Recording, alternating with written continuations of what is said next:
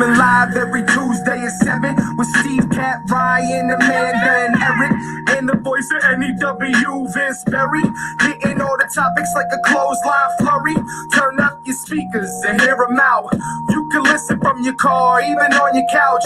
They too raw, who NXT? Handing out SmackDowns, follow on IG. Plus, it's sponsored by Tag Me a Date. Go to YouTube and sub now for every update. It's all wrestling here. No safe space. Now listen in. Time to hear from some of the greats.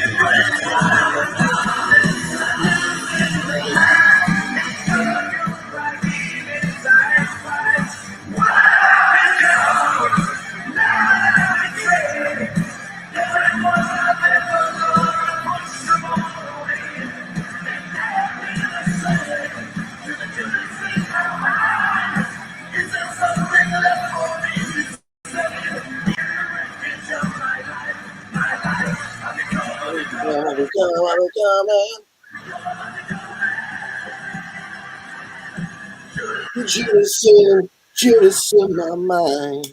This was the first time Jericho came out with the live crowd back. Man. And it was one of the rowdier. Some people may ask, why did we decide to open the show with Jericho? Well, why the fuck not? It's still, in my opinion, one of the greatest entrance songs out there. Jericho wrote it, and the crowd goes apeshit. And anytime a crowd interacts with an entrance theme such as Jericho or Shinsuke Nakamura or even Sami Zayn, when the crowd used to do his shit, like, you know, it takes a whole new, you know, that's where you get the goosebumps. You know, that's, I always say, you look for the goosebumps. That's what gives you the goosebumps. So, and, you know, a lot is going on with Jericho, doing big things along with AEW. I mean, it just doesn't stop now with Rampage. I mean, shit, there's so much to go over. Vince, it looks like it's just going to be you and I tonight. Tara over in Facebook World. Hello, how are you? Thank you for tuning in as always. So yeah, I mean, we've got a lot to cover. We got SummerSlam picks. We've got a full, I mean, Jesus Christ. We have SummerSlam, we have NXT TakeOver, we have AEW Dynamite, we have AEW Rampage from Chicago. And so remember, where the past week, Rampage in Pittsburgh, and a lot of stuff happened there, including a new Impact World Champion. Yeah, Christian fucking Cage. I mean, AEW's doing the right thing, man. I just like everything they're doing. Rampage had tremendous numbers. So good for them. I'm happy for them. I was a little, I'm not going to lie. Part of me was a little worried. Are they going to start to fall into the same trap? Are we going to get too much? Do we really need Rampage? Do we need a SmackDown to the Raw? Do we need a Rampage to the Dynamite? You know what I'm saying? Yeah. But so far, so good. You know, I really can't complain. Tara, all is good here. Thank you for asking. Hope all is well with you. So, yeah, I mean, it's just where do you want to start, Vinnie Mac? Where do you want to start? Because there's so much to cover. I assume SummerSlam picks we should save towards the latter of the show. Yeah, we'll SummerSlam picks towards the end. Let's start with, let's just, you know, wind back to like Friday, and we can talk about SmackDown and Rampage, and then we'll move forward to Raw, and then talk about SummerSlam. You got it. So we're going to kick off starting with a little SmackDown. You know, the commonality for me, every single show, when we talk about SmackDown, for me, it always goes back to McAfee. He just brings something to the show now that just gets me fucking amped to watch. And once again, he doesn't disappoint. King Shinsuke wins the IC title for the second time in his career, which, by the way, good fucking job, WWE. I don't say it often enough. I don't have many reasons to say it often enough, but at the same time, they're finally doing something with Shinsuke. I love the addition of Boogs. I love the whole guitar deal, and I love that they're giving him a second run with the IC title, and then them all celebrating on the announce table, air guitar in it, and McAfee just getting the whole crowd in. I can't say enough. I mean, to me, that was one of the best segments of the entire show just because of that interaction. Vince, what do you think? I think that, definitely echoing what you say. McAfee has been a shot in the arm to the announcing and the show, the energy of the show overall. Adding Boogs, at first I wasn't sold on it because I didn't know what he would add to Nakamura, who's already great.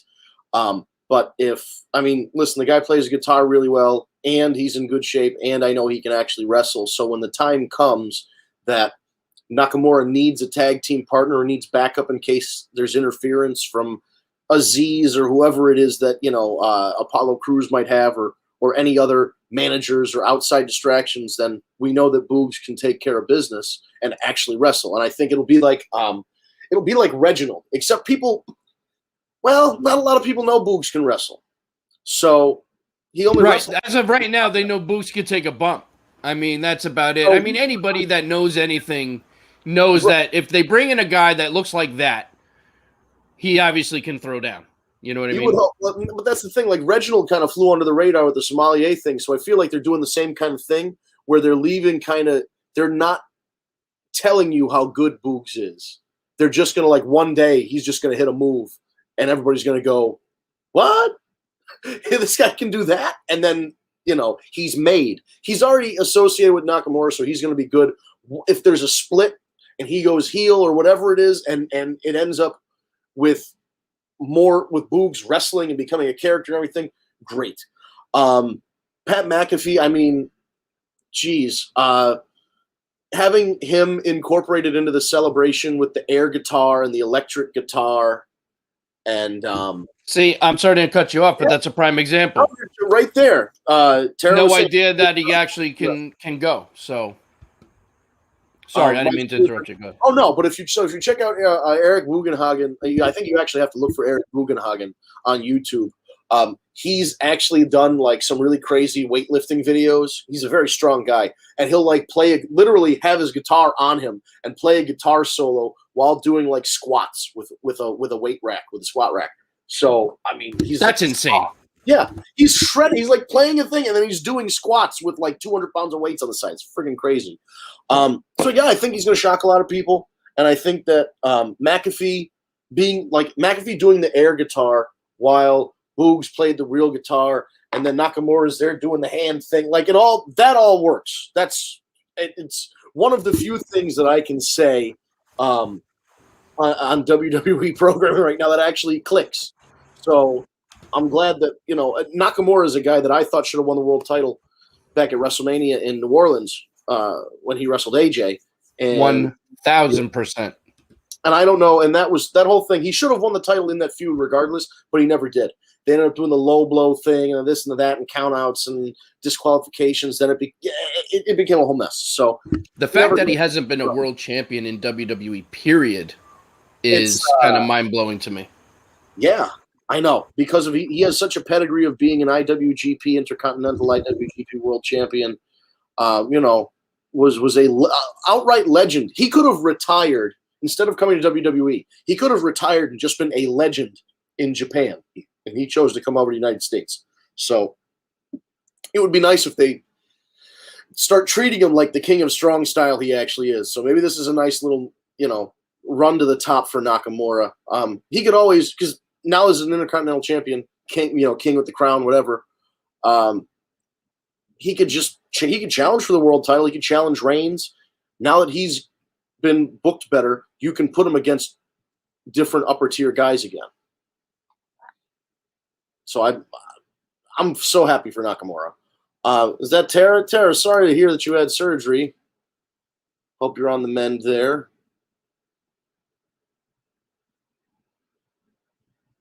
Steve, did you connect? You're still connected? Oh, sorry. My mic went out. Yeah, same. I mimic Vince's comments to Tara. Hope all is well. It's just, what's amazing to me is that there's not that much going on SmackDown, but more than Raw, and Raw's 3 hours. You know what I mean? Like, I'm loving the whole dynamic with Shinsuke. I'm loving that whole deal. I'm loving what they're doing with Roman Reigns.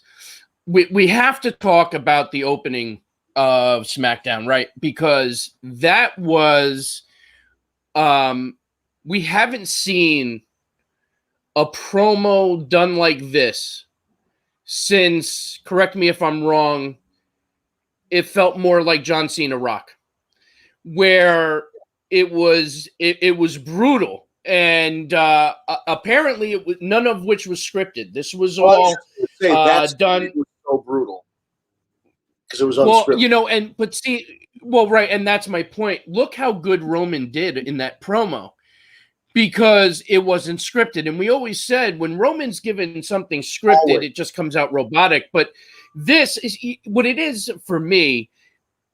Roman really believes this character. He really believes he's the king of the head of the table, that he is SmackDown, that people tune in for him. And when you have that mentality and you're living that mentality and making it a reality, it just comes across like it's the real deal. Like this is not a TV show, that these two are really going to go at each other and beat the holy shit out of each other. To say what he said about missionary position and Nikki Bella, I mean, that's a big deal. For John Cena to talk about Dean Ambrose, who's one of the main event guys on fucking AEW, who's not competition, according to Vince McMahon. Yeah. You know what I mean? So it brings some real reality and raw to the promo. I thought it was very well done. Apparently, it got very high praise by everyone in the back, including Vince McMahon. Vince loves when it gets grimy and real and raw and personal, because he knows it the reason why CM Punk's pipe bomb was what it was because it was 100% real. Yeah. You know what I mean? The only fucking person that knew he was going to say what he said was Paul Heyman. Vince McMahon did not clear that promo. So, that's it gets me excited, because if we could just get that all the time, but it's like we need John Cena to be able to make that happen, because he's the only one that can get away with it, Right. This Vince McMahon hires all these writers and this one and that one and Bruce Pritchard and everybody else, and then likes the unscripted thing, but then goes back to such heavily scripted segments for everybody else. So I understand that not everybody is great at improv and not everybody is great at scripted promos, but I bet you if you took everybody that was in WWE, because they've had prior wrestling experience on the indies or wherever, or training in the Performance Center, they should be damn well good at improvisation and cutting a promo. Because I don't like growing up a wrestling. If you're training to become a wrestler, there was probably a point in your life where you were a wrestling fan, or you at least knew about wrestling, and you knew when you were a kid growing up, you had "Let me tell you something, brother," or you had you had Stone Cold. The Hogan weight set. Oh, Stone Cold's going to stomp a mud hole in your ass. And you had the catchphrase, and like The Rock said, you knew what wrestlers did. Even if you were a kid and you in the 90s or whatever, and you didn't watch wrestling, you'd say, "Hey, what did Stone Cold Steve Austin do?" And he'd say, "Well, he'd give the middle finger and he'd do this." Like, you know how to cut a promo. You know how to act. You know that wrestling is about a character and creating a character. So if you're interested in wrestling and you become a wrestler and you spend all this time training in the indies and all that shit, you can't, you don't just go to WWE and all of a sudden you've been improv your whole life and now here's these scripts. That's where the disconnect is. Everybody's on the indie scene is trained to improvise. Promos aren't scripted unless the guys write them and memorize them themselves. There's nobody in an office telling these independent guys when they come to shows what to say. They'll give them an outline and they'll say, I want you to hit these points, but they don't go out and write them all because you can't write for in wrestlers unless you really understand the character. It's hard to write for them. So I feel like this is one of those maybe eye-opening moments, hopefully for Vince, where he sees how well those guys did and then puts that faith in some other people. Because if he allowed other people the freedom to speak, yes, you're going to get people like the Genesis of McGillicuddy, and it might not work. Caval, what's that, a flute? Is it a wetsuit? You're going swimming?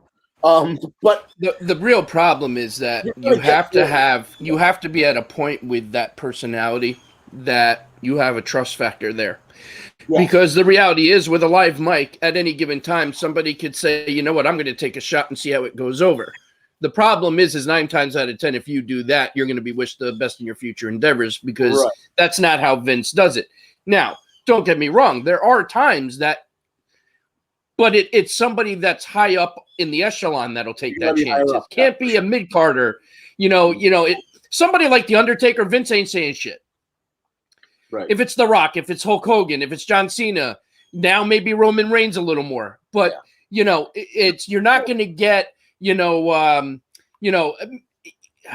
trying to, you're not going to get somebody like Apollo and, let him have free reign, because he's still, he's not at that. He's not a general. He's not a leader in the locker room. He's not, you know what I mean? So you have to earn your stripes. You have to get there. And I think, to Vince's credit as a businessman, you kind of have to do that, because in this business, people are going to say, here's my opportunity to get the crowd to do something for me and get noticed. And maybe I'll get booked a little better, or maybe I'll get a little more money, or I'll get an extension on my contract.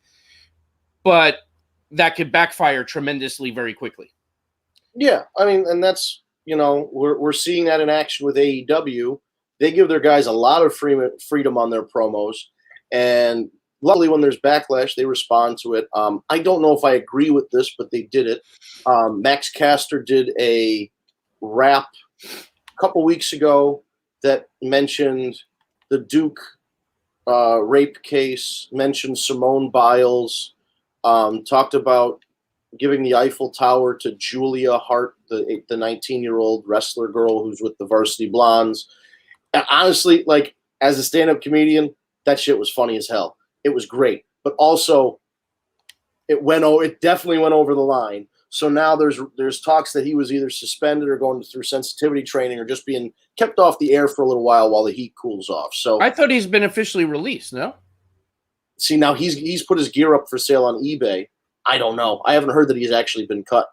I mean, Anthony Bowens has been coming out with his own music and wrestling singles matches. Max Cash has been kind of quiet on social media. He's selling the gear on eBay. Nobody really knows if he's with him or not. And I guess that we'll only know going forward if he stops showing up altogether, that, then he's done so. I hope he's not. I hope that's, I mean, the kid was trying, that's his gimmick. When your gimmick is to come up with freestyle raps like that, I don't know if anybody's ever listened to rap music before. It's not exactly the most respectful music in the world. There's a reason why. But you have to, you have to know, there's a perfect example is John Cena, right? He was the master of the rap gimmick, surprisingly enough. You know what I mean? I mean, you got to give John Cena a lot of credit, because that was all real shit. John Cena could freestyle, and he was very good at it. He is very good at it. He is the kind of guy that on the fly can bury you.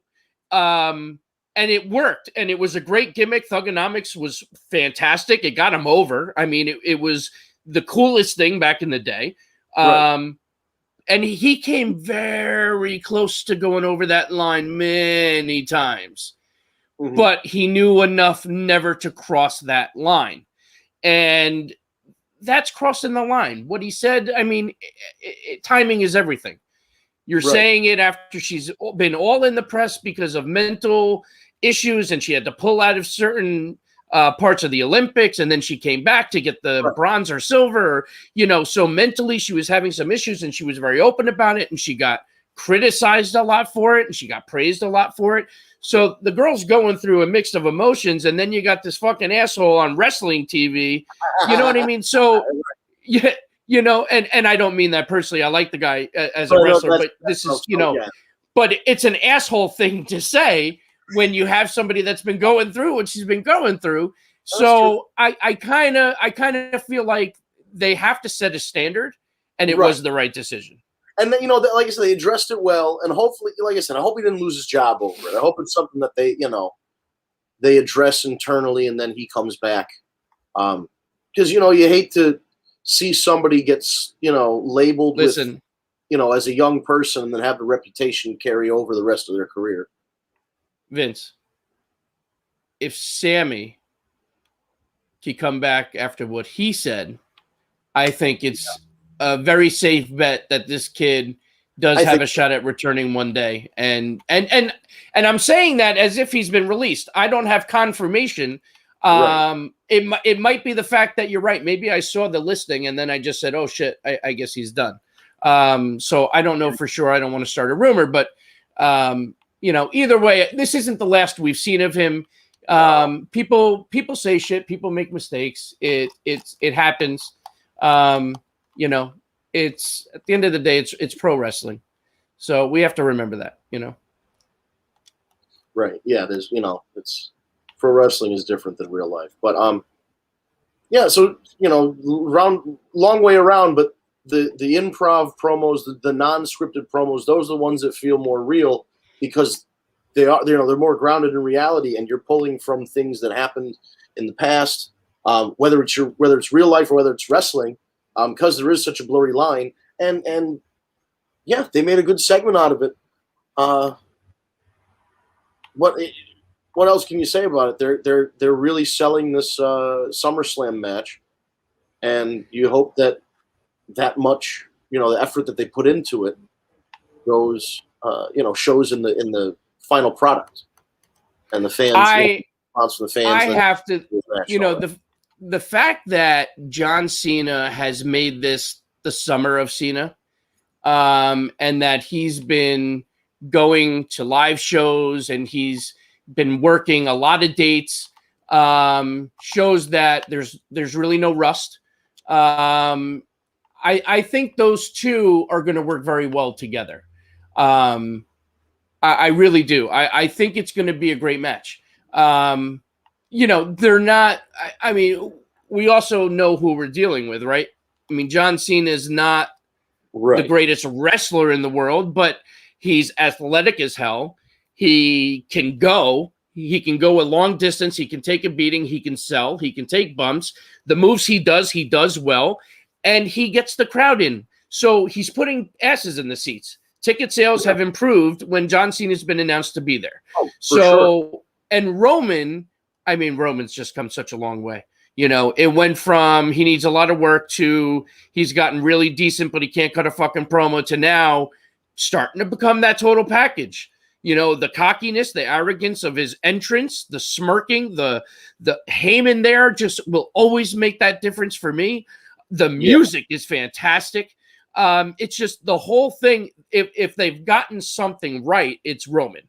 I think this match is going to be great. I really do. I mean, the atmosphere of it's going to basically be a WrestleMania atmosphere match with the crowd and the paper. This again being a pay-per-view where you're close to things were lifted. You couldn't go to live events. This is like the second or third show that's not in the Thunderdome or whatever. People are really hyped to see it. So it'll be interesting to see how the crowd reacts when we actually get there this Saturday. I think the crowd is going to be fantastic. I really do. I wonder who's gonna, is John Cena gonna get cheered? Is Roman Reigns gonna get cheered? Like, how are we gonna, how are they gonna be split? I think it's going to be. I think it's going to be a very mixed crowd. I think it's going to be a lot of back and forth. I think you're going to get people that are going to cheer for Roman and boo for Cena, and there's going to be people that are cheering for Cena. Cena's been getting if if it's not more of piping in, it does appear that Cena's getting a hell of a lot more cheers than boos since the last time we saw him. Great. Well, that's good. Yeah, I think that's. I mean, So- the only other thing we didn't cover on SmackDown is this weird Sasha Banks, Bianca Belair. Well, now hold on. Wrestling thing. Well, so we definitely need to talk about this. In fact, there we go. I had that already planned in the talking points. Well, it's so they have their contract signing. They both cut their promos, and then Sasha goes, "I'm always one step ahead. I'm the boss, and I have witnesses." And I'm thinking, okay, so Carmella and Zelina are coming out as witnesses, but what in the fuck purpose does that make? And then for you to sit there, haha, I'm always one step ahead of you. Like, you brought two other bitches down to watch a contract signing. Like, to me, that sounded pretty shitty. And then it appeared that Sasha's excuse for being gone since the loss is she got hit so hard with the whip of her hair, it left such a mark she couldn't come back. And I'm thinking, so that's why you weren't here for the last however many months. So I just thought the story that they're putting together as to why, as usual, I think the writing team is botching that one. I think they could have come up with something a hell of a lot better. But at the end of the day, these two they put on a hell of a match at Mania. I enjoyed it. I think they're going to put on another hell of a match.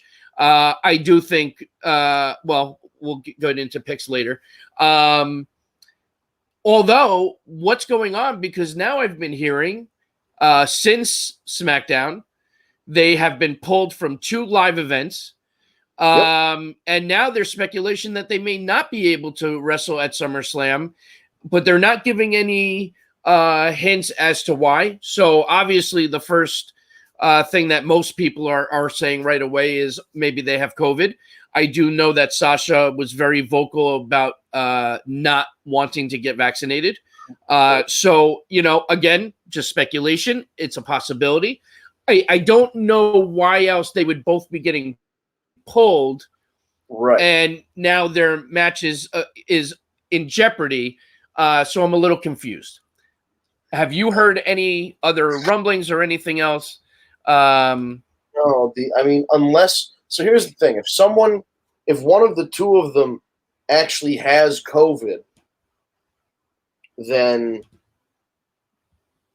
there's not much you can do. They give you there's a 2-week. You're supposed to isolate for 2 weeks, see if it goes away, whatever, before being cleared to return. At least that's what they're doing in Major League Baseball. They give you a 2-week window. You have to test several times throughout that window to make sure you're not contagious, and then you're back on the roster. But I don't know what they're what they're doing in terms of WWE with that. I'm just hoping that it's not a COVID thing. First and foremost, it would be horrible. But if it's a lingering injury, maybe somebody's got an injury that needs more time. Like if Sasha was off, maybe Sasha was off for an injury and it still hasn't fully healed, but they think she's going to be ready for the pay-per-view. That could be. So, well, the other thing I heard was that there might be some small lingering injuries from both. Yeah. And they just want to keep them protected and safe so that they can go.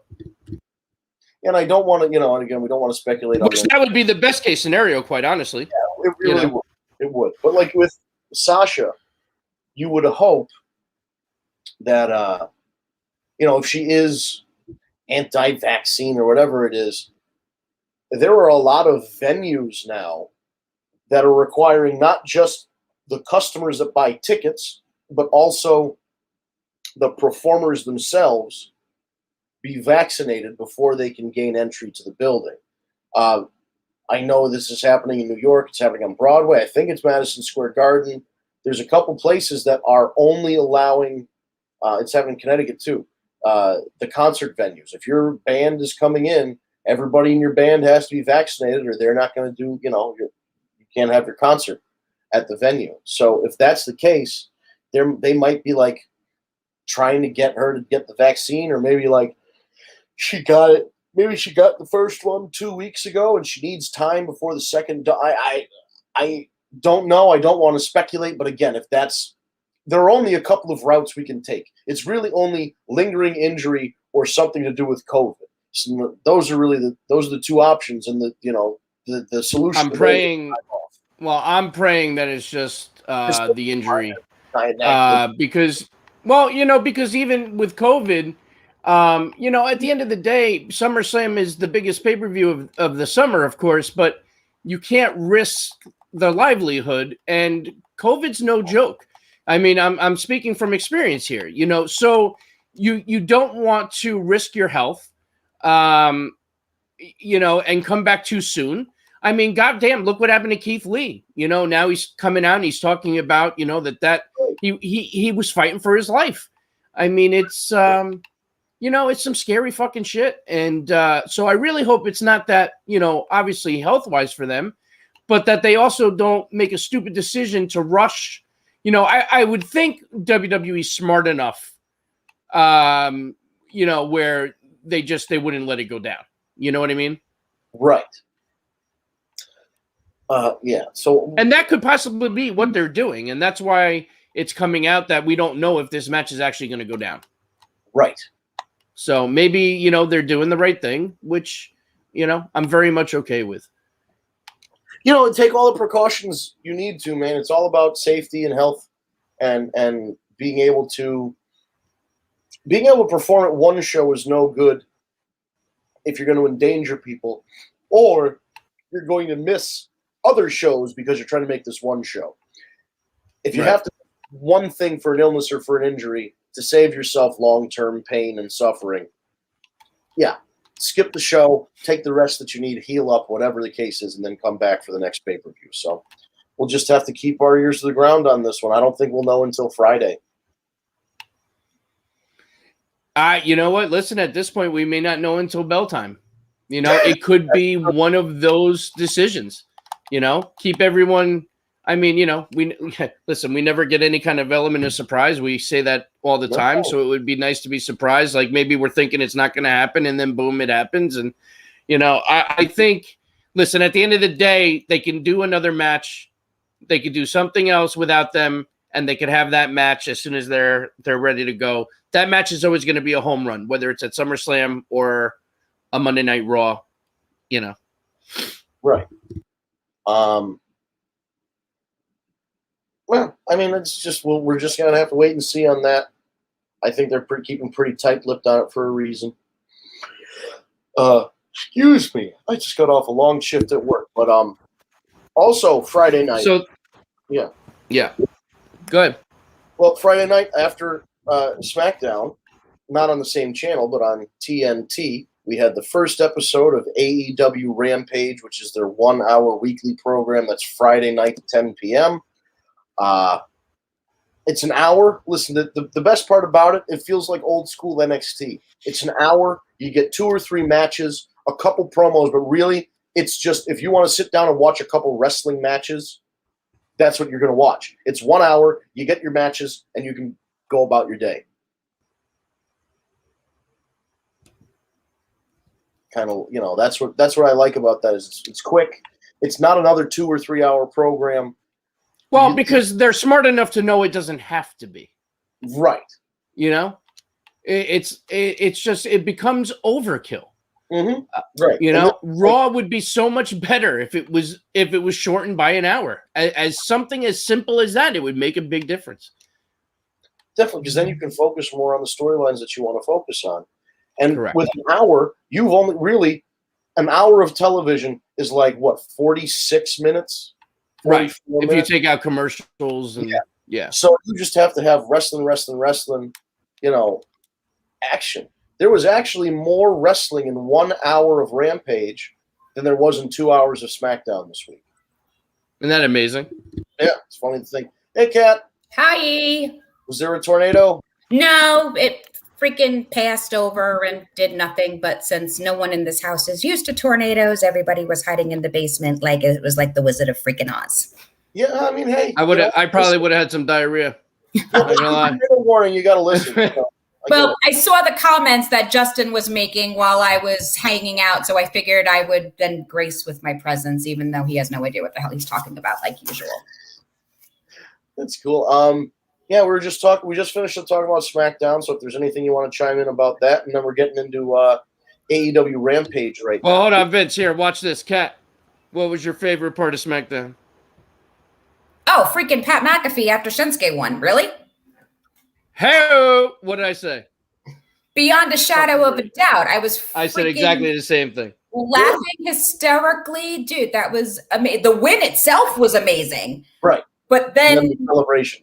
That celebration was freaking off the charts. That's like it was a good match for sure. I made that picture my wallpaper on my phone. Not gonna lie.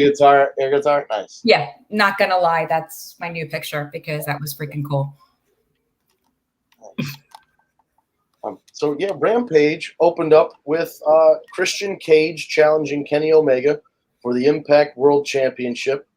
And I'll be goddamned if they didn't open up Rampage with a title change with Christian Cage beating. What a great finish too.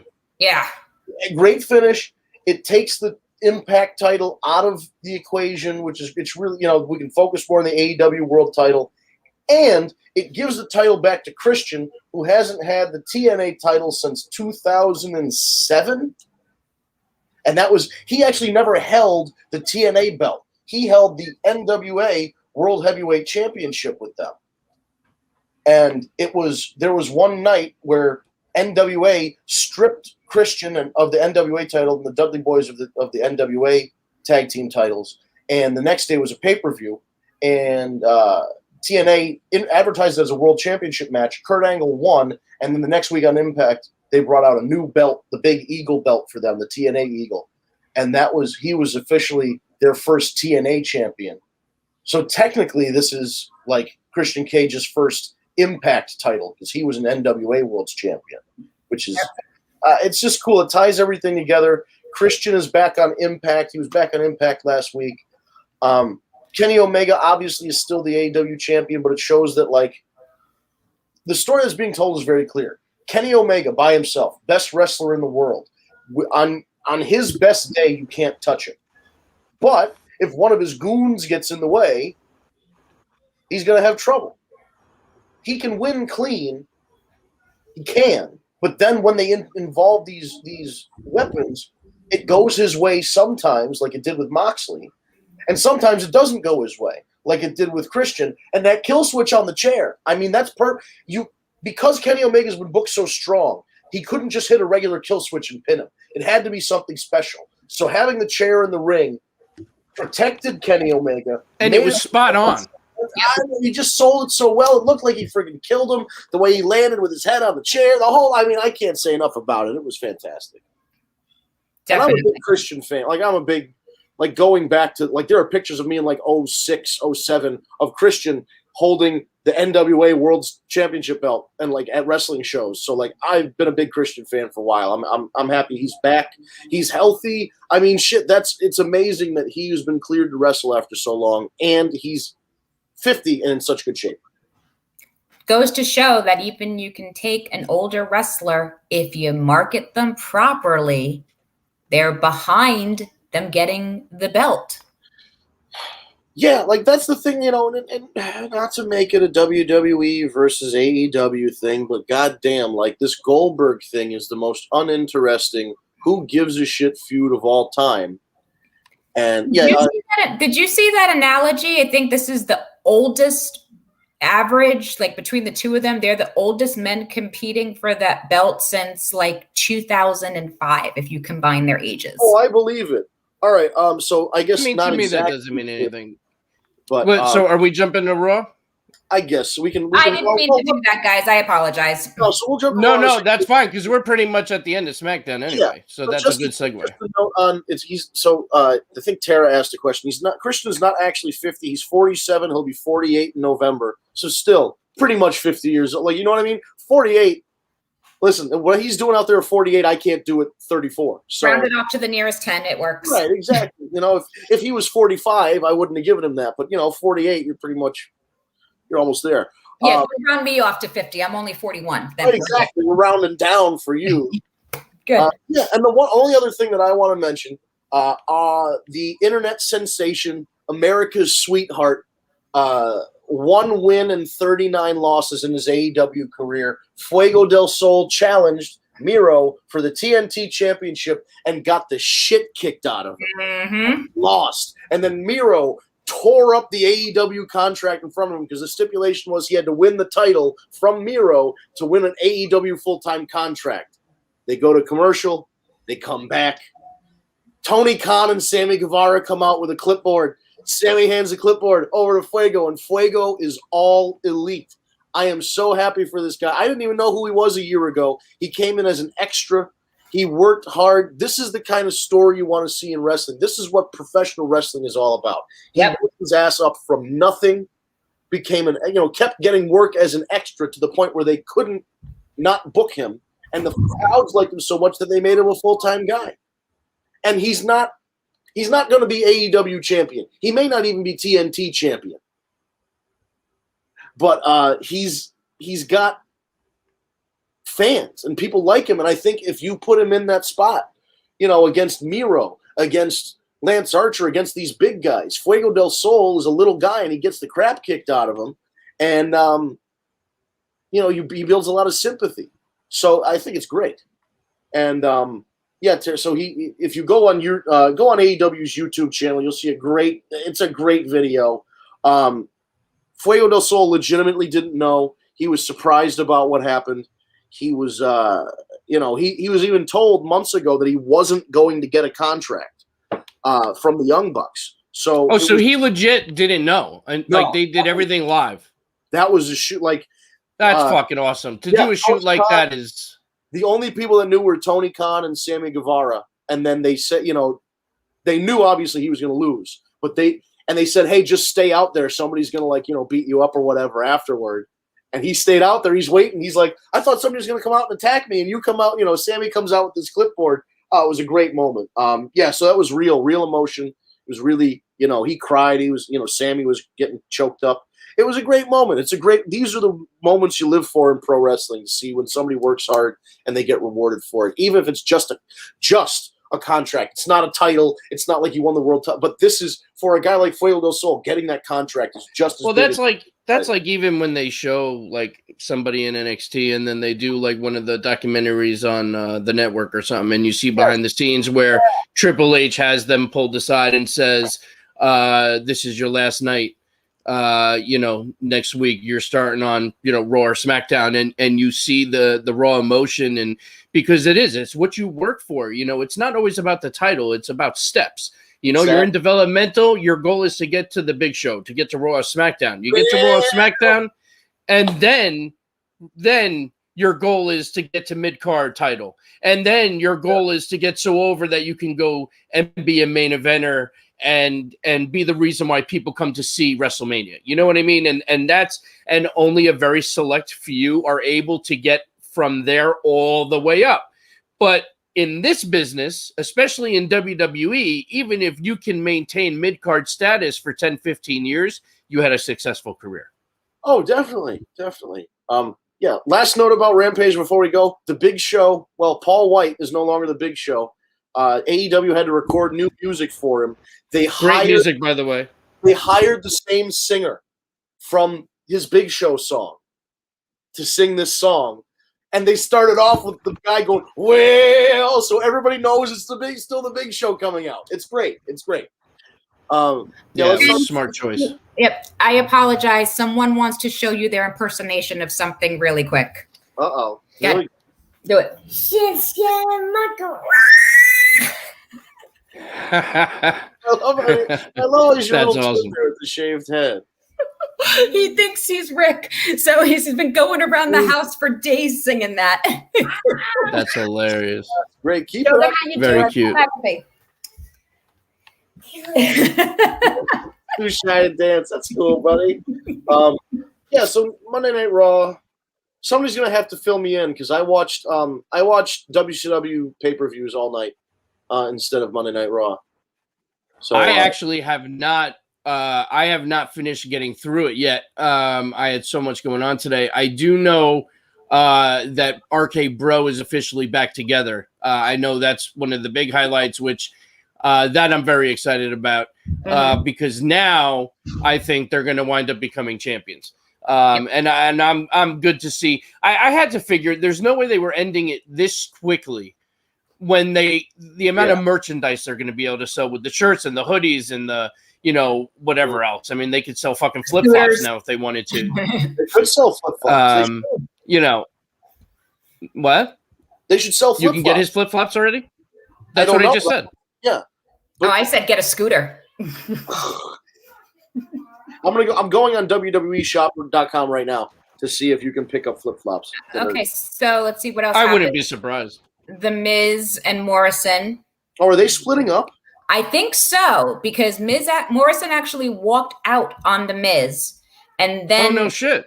Yeah, but then backstage he was like, "No, we can still keep our friendship together." And I thought, "I'm sorry, I lied to you that I've been cleared for weeks and everything like that," because apparently John Morrison's character did not know that. So, interesting. So I think we're gonna get one. I think Morrison's gonna turn because that happened with. That's a good story, though. Exactly. Yep. Yeah. I mean, that's a good situation. I kind of like that. He kept it from him, making him do all the work, and he's just getting pushed around in the fucking wheelchair. That's such a Miz thing to do. Yeah. And the two of them will put on a great match with each other. Mm. But you know what? Here's the only thing, though. If you're going to officially go down this road, and you're going to officially, have a big all-out match, and then they're going to split. This is what makes or breaks John Morrison, because the last time, he wound up getting pushed out. John Morrison has proven that he's a main event guy singles. Absolutely. He's done it elsewhere. But they gotta be behind him to do it. I mean, the guy's talented as fuck. So, go back and watch his shit on what was that? Lucha Underground and all types of other shit. I mean, Yeah. Let's see. Carrion squashed Jeff Hardy again. All right. So what was the fucking point of him losing that first match? Don't know. Jesus Christ. Literally. And Scarlett still wasn't there, I assume, right? Correct. And literally the match was, if it made it to the 2-minute mark, that would have been long. Yeah, that was. See, and it's like, it's not right for Jeff Hardy. Like, why would you do that to him? Like, there's so many other fucking guys on the roster you could have him squashing. Why is it got to be Jeff Hardy? Yeah, because he beat you the first time, which to Vince's point should have never happened in the first place. Exactly. Let's see. Eva Marie tried to have Dewdrop steal Lily. Yo. Shh.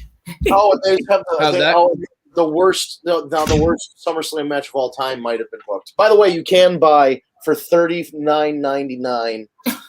Amazing. Riddle flip flops. They say the Brofessional. That's cool. So now they'll have ones that say RK Bro on them. They do not have ones. Yeah. No, I'm saying, but I'm sure they will. They'll come out with it. Yeah. What we have Alexa Bliss is now taking on Eva Marie. Wait. Stop. What happened with Dewdrop trying to steal Lily? Like, what? I didn't get to see that yet. She tried to steal Lily at the playground, and Alexa's like, "I wouldn't do that if I were you." And she's holding Lily to her. So Lily did something. We didn't get an edit of her face this week of whatever. You didn't have time to animate the face. But Dewdrop literally turned white as a ghost and just handed Lily back to Alexa, and she goes, "Thank you," and did her little laugh, and and Dewdrop ran for the hills, went back to Eva Marie, telling her that the doll did something, and then Eva Marie started slapping Dewdrop in the face. Ooh, boy. Both face slapping Dewdrop. That's so this match at SummerSlam will be ending with Dewdrop squashing the hell out of Eva Marie. Thank God.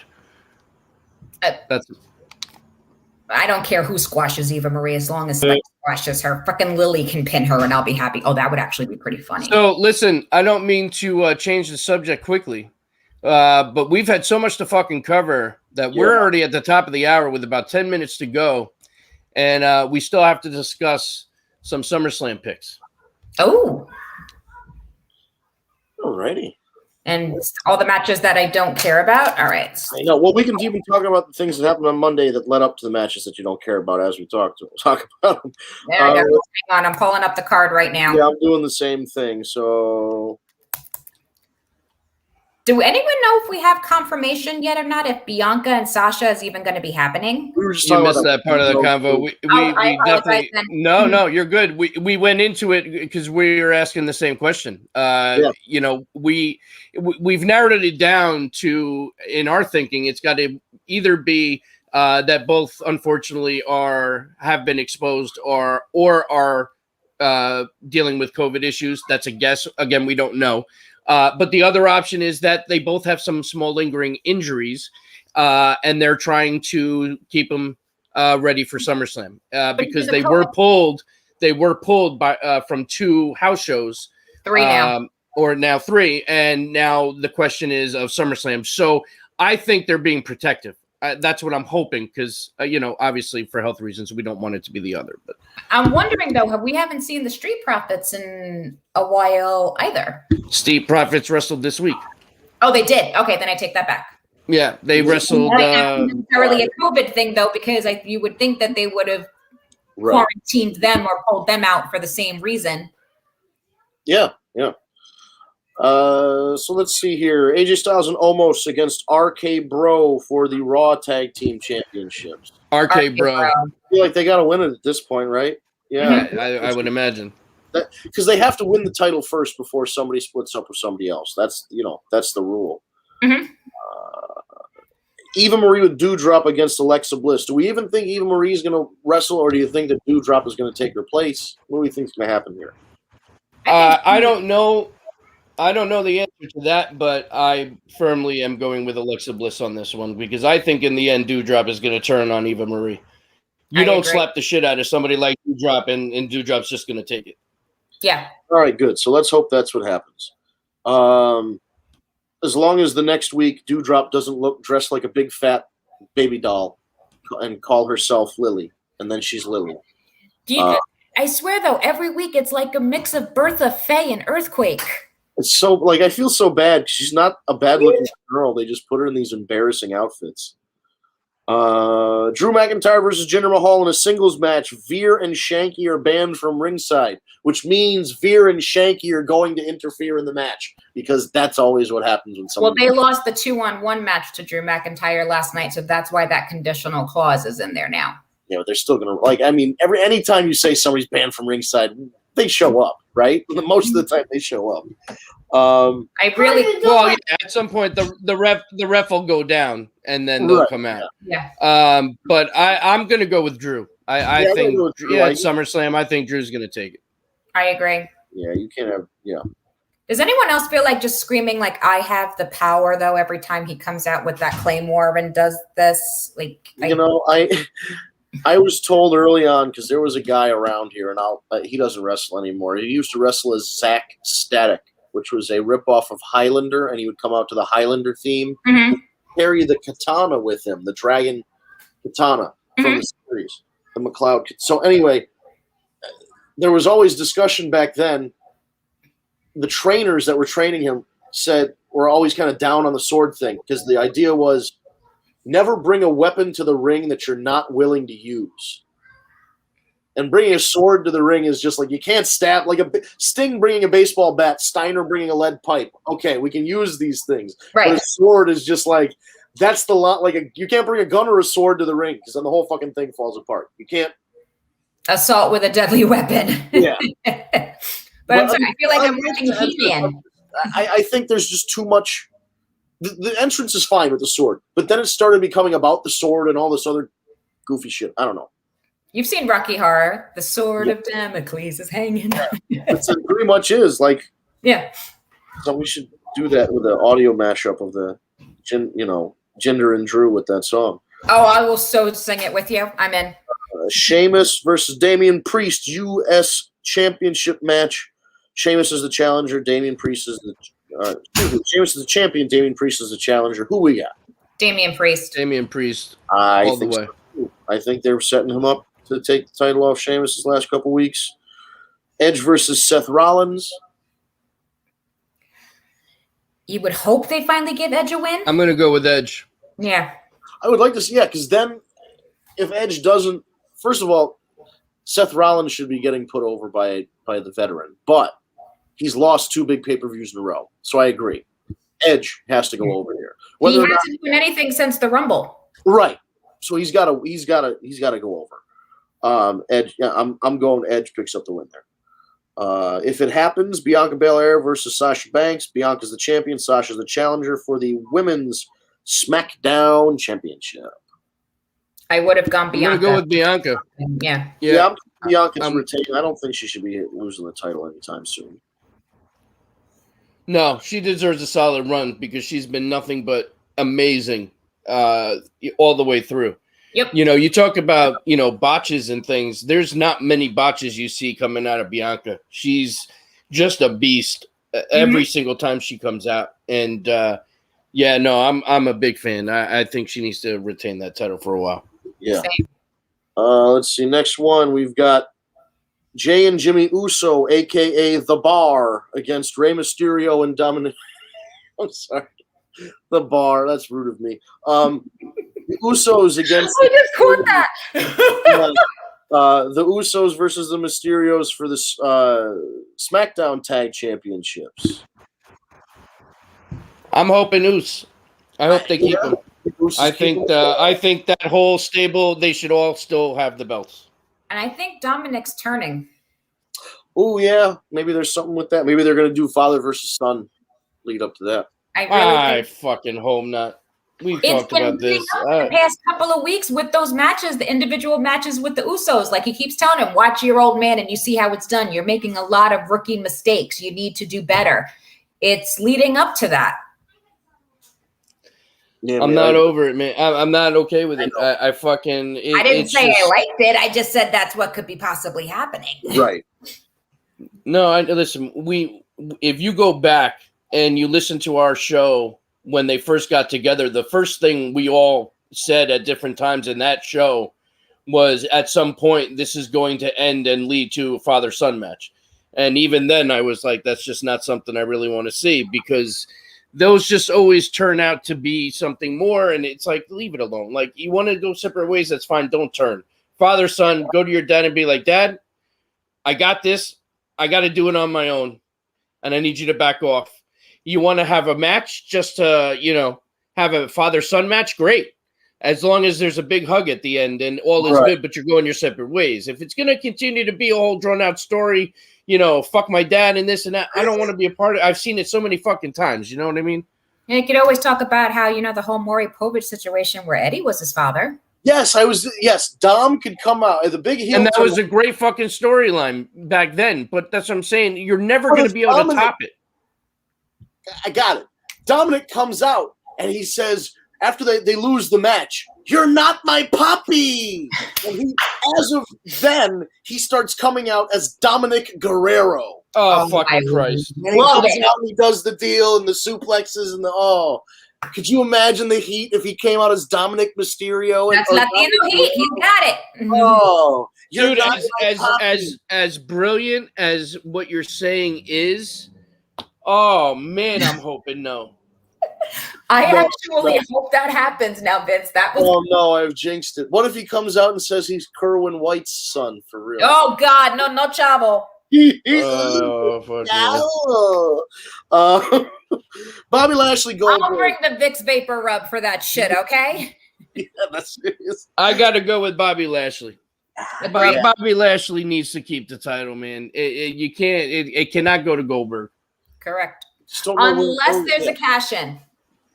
Oh, that's right. We still have Money in the Bank out there, huh? Which is it? Is it Big E or is it Baron Corbin? Don't even get me started with that. Big E won the match. It's Big E's briefcase. We cannot just say whoever has the briefcase. Possession is 9/10 of the law, sir. But what about the last? Okay, the last time. Listen, I agree with you. I think it's fucking ridiculous. But remember when Morrison handed the briefcase over to the referee and it was the wrong person and they went to court? They literally went to court and had a court decision on TV. Yeah, but you had to bribe JBL. But then, there's precedent, though, that you have to – the person that's handing the briefcase in has to be the one that's cash. Well, I guess if Corbin is cashing in the match for himself, maybe it works. I got one thing to say to that. Damn. Listen, whatever, they're doing something with Baron Corbin. I appreciate they're trying. Big E needs to get that briefcase back, and if Goldberg wins, cash in on Goldberg. If Goldberg loses, hope that Goldberg hits Bobby Lashley with a couple extra spears after the match is over. Come out and cash in. Join your buddies on Raw, and just, we could bring back the Hurt Business against the New Day. Nobody could just pretend these last 2 years didn't happen. Put everybody back together. Oh, yeah, let's erase the COVID wrestling era, please. But why, now you have Shelton and Cedric doing fucking nothing.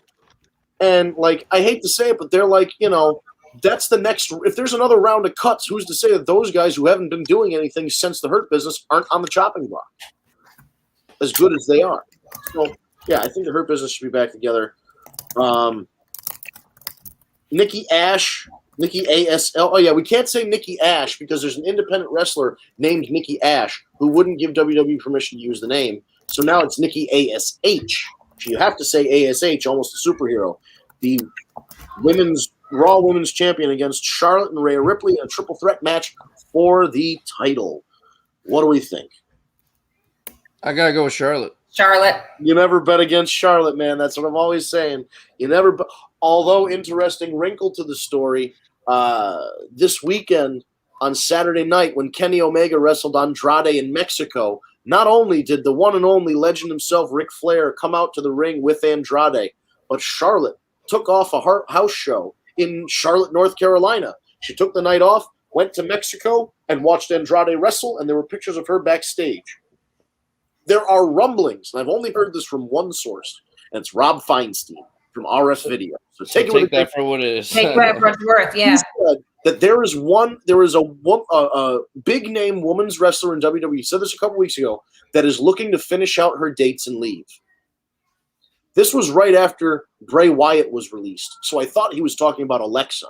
But now that I see Charlotte's in Mexico and taking his time off, and she's married to Andrade, and Rick has his release, was he speculating about Charlotte trying to work her last dates and finish up with WWE? I mean, listen, it's very possible. I think it would be kind of shitty on her part because at the end of the day, there should be some loyalty to Vince. That's what I don't know. I don't know if I could see her leaving like that. But I could see it. So we'll have to wait and see. Do we have any more matches? I think we covered them all. Last one is Reigns and Cena for the Universal Championship. Oh, right. Reigns has to retain, right? Yeah, I mean, it's got to be Reigns. Reigns has to retain because Cena's not going to be full-time after SummerSlam. He's going off and filming his Peacemaker TV show for HBO Max. That movie, by the way, was actually pretty decent, The Suicide Squad. I want to see that. John Cena might be the best part of the movie, honestly, because he's funny. Like I don't know. Funny. Like he's a funny guy. Am I funny? Am I funny like a clown to you? Yes, he's funny. Thank you, Joe Pesci. Yeah, but no, I think it's fun. I'm interested to see what they do with the character. Considering the whole. I mean, I won't spoil the movie, but I just it'll be interesting. I heard it was very well done. It was a lot of fun. It reminded me of Guardians of the Galaxy, but done with DC characters. So right. Because it was the same director. Anyway, that was the last match. Roman Reigns. No, we have Finn Balor and Baron Corbin too. Like that really counts. But it is Finn Balor. Of course. Yeah. That's his first SummerSlam back since the loss to The Fiend. Jeez. Yeah. The last time Finn Balor wrestled in a SummerSlam was at The Fiend's debut. Yep. Yeah, and he did. Yeah. Then after that, shortly after that, he went back to NXT and had his run there. Interesting. All right. Well, it's the top of the hour. A little bit past. We gave you some extra innings here. Hope you enjoyed the show tonight. If you enjoy our show, follow us on social media at Tag Me a Date. That's at Tag Me a Date, no spaces. You can look on Instagram, Facebook, Twitter, Periscope, etc., etc. We're all over the damn place with that username at Tag Me a Date. You can go to youtube.com, type in Tag Me a Date in the search bar, where you will find our YouTube channel. You can subscribe and hit the bell. We go live on YouTube, Twitch, Periscope, Facebook, everywhere you can go live, pretty much. Tuesday evening, 6 p.m. on Eastern Time. So find the platform you like and subscribe. On Twitch, it's twitch.tv/War Report. And all those are on Tuesday evenings, 6 p.m. Eastern Time. If you prefer an audio version instead of the live streaming video, you can always go to your favorite podcast apps such as Stitcher, Spotify, SoundCloud, Apple Podcasts, or Google Play Podcasts. Search for either The War Report or Tag Me a Date. Hit subscribe, and you'll get our episode here in audio form an hour after the video goes up, after our live stream ends, rather. An hour after live stream ends. So that'll be it for this week. Please, we love the crowd that we have, and we get a lot of great interactions with everybody. If you have any friends that also are looking for a new wrestling podcast to listen to, or they're a wrestling fan and they like listening to wrestling podcasts or wrestling YouTube videos, tell them about our channel, tell them about our social media, have them give us a listen. We're always looking for new people to bring into the family here and enjoy the show and continue the discussion, because really it helps us out so much when we see people like Tara come in the comments and comment on our live stream, and then we can incorporate those comments right into the show. So please, if you're participating live, get your friends to participate, come in on the chat and talk with us next Tuesday, 6 p.m. on Eastern Time. Thank you so much for watching. I hope you guys have a great week.